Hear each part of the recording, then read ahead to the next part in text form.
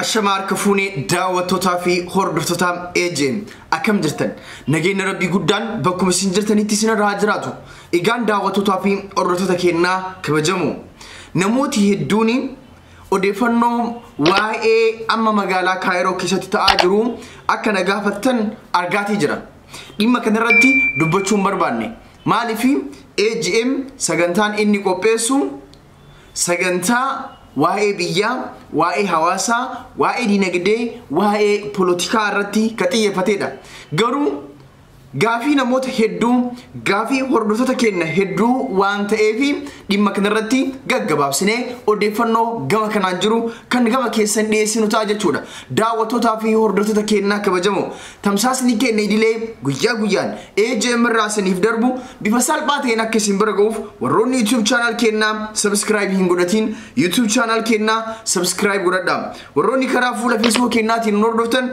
page fuula Facebook keenya like follow godhadhaa Facebook karoo galtan Anoli Global Media jettanii barreessitan page Facebook keenya isiniif fidaa jechuudha kaachira darbe karaa dhuunfaatiin warroonni karaa Facebookaatiin ergaawwan garagaraa naaf erguu barbaadan tolchaa usee maddaa jettanii barreessitan argachuu dandeettan egaan daawwattoota fi hordoftoota keenya kabajamoo waa'ee amma haala yeroo ammaa Kaayyoo keessatti ta'e wal qabatee namooti hedduun privateedhaan akkasuma karaa commentiitiin maaltu Kaayyoo keessatti deemaa jira waan jedhu nagaafattan wanti Kaayyoo keessatti deemaa jiru homaayyuu miti waan nama dhuunfaa rakkoo nama dhuunfaati haa ta'u wanti sun nama dhukkubsa dubartii shamara Oromoo takkatu Clorixii dhuge jedhanii jaalattee namtichi siin jaalattee dinnaaniin akkas goote jedhanii asirratti dubartoota keenyaa shamarran keenyaa tolchaa hadaraam dhaamsa dhuunfaa keetiin dhaami fi ergaa jedhutu keessa na dhaqqabaa ture jechuudha kanaaf asirratti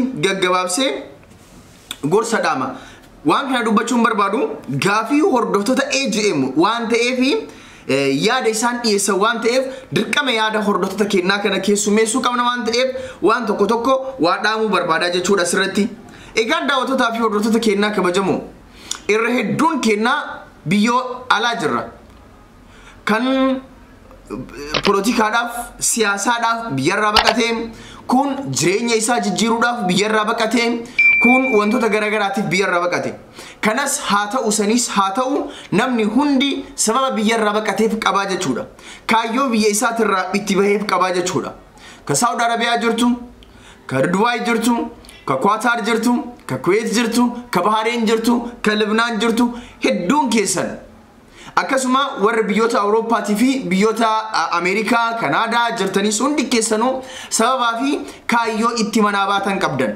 namni hundi kaayyoo itti biyya isaa tajaalatu gadhiisee baheef qabaa jechuudha kanaaf maal jechuu barbaadeeti xiyyeeffannaan kiyya guddaanii warra Awurooppaatii fi warra Ameerikaa yookaan warra Kanaadaa yookaan warra Austraaliyaa osoo hin ta'in ijoollee giddugaleessa bahaa keessa jiran warroota biyyoota Arabaatii fi Afrikaa biyyoota garagaraa keessa jiran Masrii dabalatee kan ilaallatudha maaliif yaadonni dhiyaatanis ijoollee biyya kana jiran irraa waan ta'eef kallattiidhaan isin irratti xiyyeeffadhee yaada kiyya isiniif dabarsa egaan daawwattootaa fi hordoftoota keenya ijoolleen biyya Arabaa sababatti biyyaa bahan qaban kaayyoo mataa isaanii qaban arra jireenya hawaasa keenyaa mootummaa caalaa namni jijjiiraa jiru ijoollee biyya Arabaa jiran jireenya tokkoon maatii keenyaa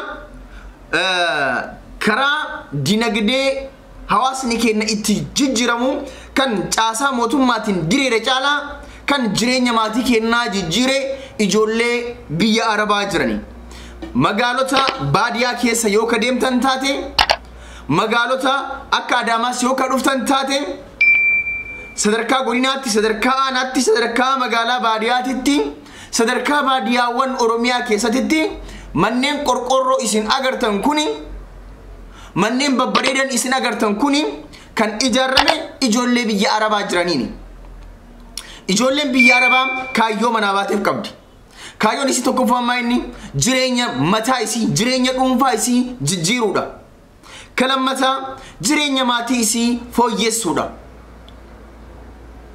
dhugaa dubbachuudhaaf yoo arra percentiin kenne qonnaan bulaan Oromoo warri ijoolleen isaanii biyya ambaa jirtu percentii dhibba keessaa percentii 85 arra mana qorqorroo keessa gala. Namoota muraasatu arra mana citaa keessa gala. Warri ijoollee biyya Arabaati qabu. Hundi isaa qorqorroo luukii 40, luukii 50, luukii 60 ijaartee fi maatii ofii jijjiirtee jirti ijoolleen biyya Arabaa. Ulfina guddaa qabdan. Kallattii kanaan kaayyoo keessan milkeessaa jirtanii jechuudha. Kaayyoo keessan dhugoomsaa jirtanii jechuudha. Garuu dogongora namooti dhuunfaa dalaganiini yeroo baay'ee shamarran biyya Arabaa walitti qabamanii yeroo abaaraman agarra. Inni kun dogongora guddaa irraa madda. Shamarran biyya Arabaa Masrii ta'ee, Sudaan ta'ee, Saawudii ta'ee, Dubaay ta'ee wallahi isin warra kaayyoo keessaniif jiraatu. Dogongoroota namoonni dhuunfaa dalaganiin maqaan keessan hundi walirratti baduun qabu. Abbaan fedhe kilooriksii dhuguu danda'a, abbaan fedhe barakiinaa dhuguu danda'a. Garuu isin kaayyoo keessaniif jiraattan. Kaayyoo isin jiraattaniif kanarratti gorsa tokko isiniif dabaluu barbaadaa jechuudha. Waan kaayyoo keessan irratti isin cimsu. Akkuma jalqaba jennee hundi keenya kaayyoo qabna, hundi keessanuu kaayyoo qabdanii waan manaa baataniif qabdan.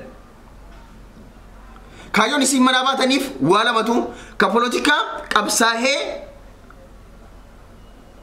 yookaan immoo biyya keessa jiraachuu waan dadhabeef lubbuu isaa jiraachisuudhaaf gara biyya biraatti baqataa jechuudha. Lafa jiru sanitti lafa deeme sanitti dalagatee qabeenya qabuun qabsoo sababa itti biyyaa bayeefsan gargaaru, dalagatee jireenya isaa jijjiiru, dalagatee jireenya maatii isaa jijjiiru, carraa biyya alaa taa'eetiin carraa teekinooloojii gaarii fayyadamuu qabu kanatti gargaaramee warra biyyaa gurmeessuu qabsoo Oromoo cina dhaabbachuu dirqama kana qabaa jechuudha. Kaayyoo kana qabaa jechuudha. Kaayyoo kan irratti haa cimu. Gama ijoollee biyya Arabaa keessaa shamarran kennatti yookaan deebinu taate immoo shamarran kennan kaayyoo manaa baataniif qabdan. Kaayyoo manaa baatan kanarratti wantooti gufuu isinii ta'an jiraachuu malan. Gufuu sanirraa of tiksaa. Kaachira darbe immoo wanti akka kaayyootitti dabalataan dhufan jiraachuu malan. Fakkeenyaaf namni tokko eega nama ta'ee dirqama jaalachuu qaba, dirqama bultii ijaarrachuu qaba. Garuu kaayyoon ati manaa baateef biyya biraa deemtee bultii ijaarrachuuf miti. Bultii ijaarrachuu taananiin biyya keetitti nama beektu, nama maatii beektu, nama fiixaa beektu, nama balbala beektu, nama gosa beektu, nama gaarummaa fi hamooma isaa beektu adda laallattee biyyatti itti heerumuu dandeetta. Carraan bal'aanis ka jiru biyya. Kanaaf kaayyoon guddaan ati manaa baateef of jijjiiruu, maatii kee jijjiiruu, biyya kee jijjiiruudha. Wantooti achiin booda sitti dhufanii wantoota si jajjabeessan, wantoota hamilee si ta'an ta'uu danda'a. Fakkeenyaaf dubartiin takka biyya baatee biyya Saudi Arabiyaa yookaan Dubaay, Kuwait haa jiraattu yookaan Masrii haa jiraattu. Sababni isiin itti biyya baateef maa inni haa jennu? Fakkeenyaaf jireenya isii fooyyessuudhaaf, of gadhaabuudhaaf, maatii isii gadi dhaabuudhaaf, jireenya isii jijjiiruu, jireenya maatii isii jijjiiruu biyya baate. Kaayyoon isii kana. Namni kuni nama wal baruu mala biyya alaatitti osoma dalagattu osoma kaayyoo isiitiif kuftee kaatu jaalalli isii qabu mala. Jaalalli kuni kaayyoo keessa bu'uuraati miti. Kaayyoon keessa bu'uuraa ka biyya kee jaalattu, maatii kee jaalattu itti gattee biyya baate of jijjiirtee maatii kee jijjiiruudha. Inni jaalalaan mootu galma keessa lammataa ta'uu mala. Adeemsa kana keessatti abbaa feete jaalachuun malta. Jaalalli bakka hin filatu, jaalalli nama hin filatu. Nama tokko jaalachuun malta. Nama sanii wal dhabuun malta. Nama guyyaa keessa wal barte ka eenyummaa isaan beekne, ka biyyi baqaa biyya alaa walitti si fide, ka sooshaal miidiyaa walitti si fide. Wal jaalatanii kaatanii yoo inni ka sidhiisu taate sababbiin ati uf ajjeesuudhaaf deemtuuf hin jiru. Maaliif ati nama kaayyoo qabu? Namni kaayyoo qabu uf hin ajjeesu. Sababbiin ati lubbuu kee baaftuuf hin jiru. Maaliif ati nama kaayyoo qabu? Namni kaayyoo qabu lubbuu isaan baasu. Sababbiin ati kilooriksii dhuguuf hin jiru. Maaliif jennaan ati nama kaayyoo qabu? Namni kaayyoo qabu kilooriksii hin dhugu. Walumaa galatti ergaan kiyya maa inni? Yaanni ani isinii dhaamuu barbaade maa inni? Tokkoon keessan kaayyoo manaa baataniif qabdan. Isin ka'aaruu qabdan. Isin kadallanuu qabdan. Kaayyoon manaa baataniif sun yoo ka isinii milkaa'uu didu taate. Kaayyoon isin biyya keessan jaalattan, maatii keessan jaalattan, hiriyoota keessan jaalattan itti dhiiftanii biyyaa baatan suni yoo sirnaan isinii deemaa hin jiraatin qofa aaruu qabdan, miira keessa galuu qabdan. sanuu miira keessa galu jechuun aartanii kaayyoon kiyya ka biyyaa ba'eef kuni akka an barbaadutti maanaa deemuu dhabee maaltu sirrii miti maaltu sirraa'uu qaba jettaniitiin yaaduu fi malee akka lubbuu keessan baaftanii miti. Kaayyoo qabda kaayyoo mana baateef qabda kaayyoo san milkeessuudhaaf hojjetaa jirta. Namni biraa dhufee jidduudhaan wal jaalattan namni sun si dhiisee deeme kaayyoon kee si dhiisee hin deemne kaayyoon kee si wajji jira dalagachuu dandeetta. Duriyyeen guyyaa keessa sitti dhufee si jaalatu gaafa si dhiisee deemu kaayyoon kee ati biyyaa baatee sun si dhiisee hin deemne dalagachuu dandeetta. Wanti guutuun harka kee jira. Galmi manaa baateef kaayyoon manaa baateef haga harka kee jiraatetti wanti guyyaa keessa dhufee guyyaa keessa su biraa deeme si aarsuu hin qabu.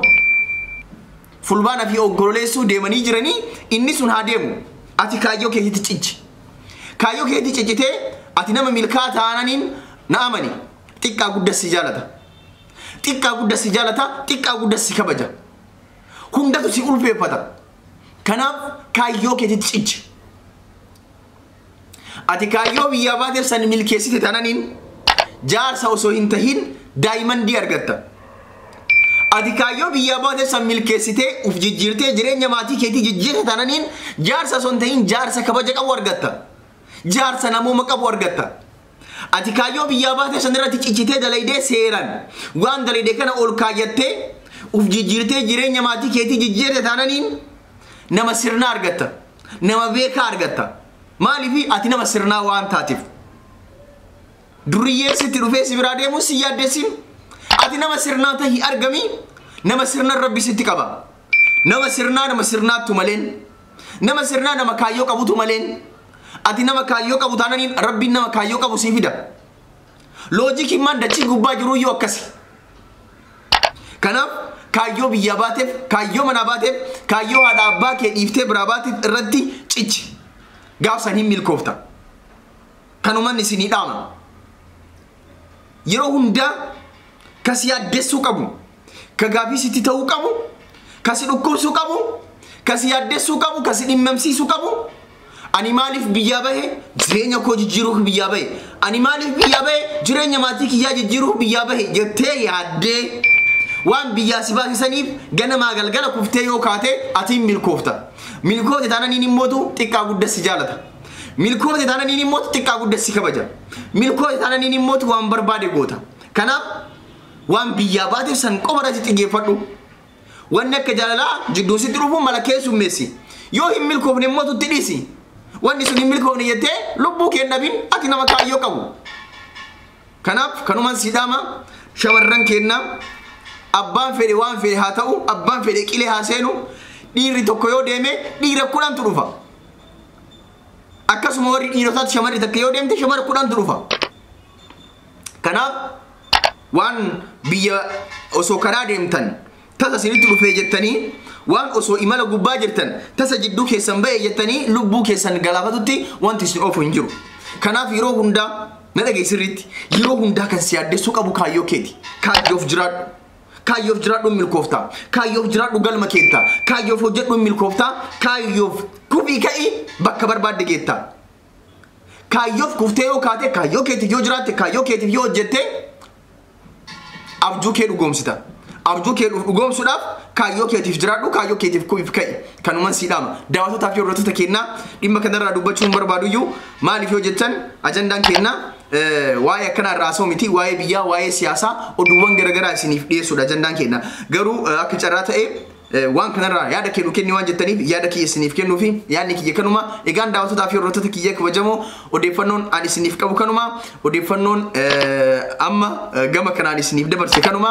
Odeeffannoo haala biyya keenna siyaasa diinagdee irratti xiyyeeffatee fi hawaasummaa irratti xiyyeeffatee akkuma baratametti isiniif dhiyeessina. Warri YouTube channel keenya subscribe hin godhin YouTube channel kana subscribe gochuun dagatina. Kanumaan isiniif dhaama kanumaan isiniif gabaasa haga yeroo biraa deebinee ol agarutti nagaan nuuf tura.